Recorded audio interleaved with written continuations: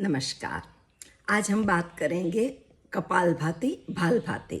कैसे हमारे ये फोरहेड पर एक चमक ला देंगे, हमारे फेस पर एक चमक ला देंगे कि हमको फेशियल ब्लीच की भी कम ज़रूरत पड़े, हम स्वस्थ रहे, मस्त रहे और बहुत ही खूबसूरत रहे। तो उसके लिए हम कपालभाति का अभ्यास करेंगे। कपालभाति क्या है? तो ऐसे तो ये जो हम आसन प्राणायाम करते हैं उसके पहले इस शुद्धिकरण की क्रिया जैसे धोती, बस्ती, नेति, नौली, त्राटक एंड कपालभाति होती है।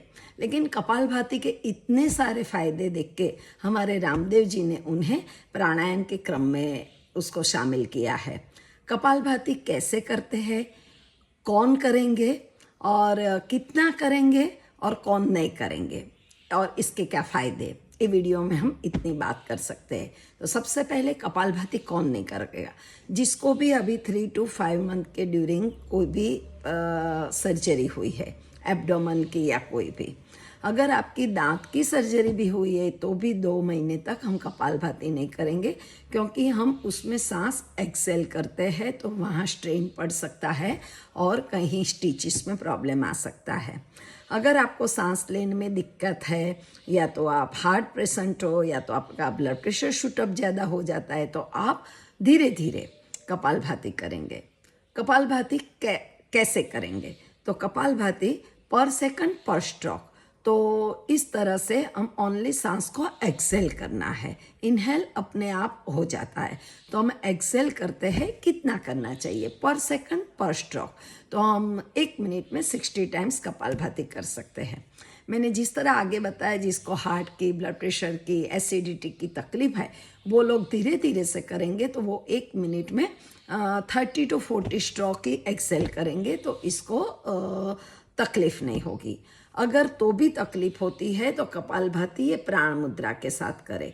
ये प्राण मुद्रा के साथ कपालभाति करने से हमको ऑक्सीजन का लेवल बैलेंस रहता है। दूसरा, हम कौन नहीं करेंगे, कैसे करेंगे, ये बात कर ली। क्यों करेंगे, उसकी क्या कितने फ़ायदे हैं? तो ऋषि मुनियों ने बताया था, रामदेव जी ने अभी लेटेस्ट बताया कि मोर देन 500 टाइप के डिसीज़ उससे क्योर होते हैं। तो ये सब की बात करें, इससे मैं उसका साइंस बताऊँ कि जैसे हमारा पेट साफ रहता है तो इससे हमारी दूसरी कोई भी जो डिसीज़ ये सब तकलीफ है वो कम होती है। तो कपालभाति में हमारे एब्डोमेन के सब मसल्स, जो भी ऑर्गन है, उसकी बहुत ही अच्छी एक इस तरह वर्कआउट होता है मानो इसको मसाज मिल जाता है।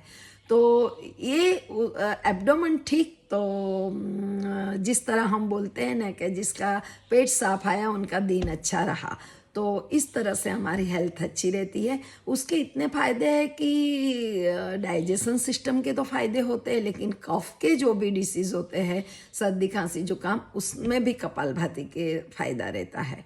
हमारी डाइजेशन सिस्टम भी बहुत अच्छी तरह होती है और पेट के सब अवयवों को बहुत ही अच्छा मसाज मिलता है।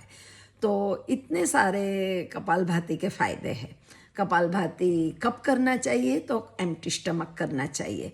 कपालभाति ऐसा नहीं है कि बैठ के कर सकते हो। अगर आप उठ गए हो, वॉशरूम जाके आए और आप कुछ खड़े खड़े लाइक प्लेटफॉर्म के पास कुछ किचन का काम कर रहे हो या गार्डनिंग का कुछ कर रहे हो, तो भी कपालभाति आप कर सकते हो।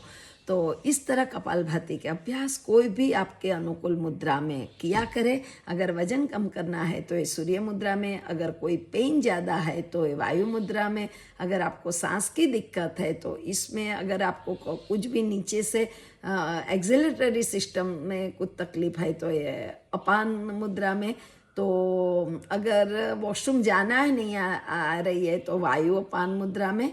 तो इस तरह कपालभाति के अभ्यास करने से आपकी भालभाति बोलते हैं, भाल की चमक भी बहुत बढ़ जाएगी, फेस पर एक ग्लो आएगा, आपकी सब सिस्टम अच्छी होगी और आप काफ़ी खुश भी रहेंगे, मस्त भी रहेंगे और व्यस्त रहेंगे, ये मेरा दावा है। तो चलो आज से आप कपालभाति का अभ्यास शुरू करो और आपके फैमिली फ्रेंड्स को ये बात बताओ कि चलो हम कपालभाति करते हैं। नीता जी को चैनल को भी सब्सक्राइब कर लेते और यहाँ बेल की घंटी बजा के आते हैं। चलो कपालभाति का अभ्यास 1 मिनट थोड़ी देर कर लें।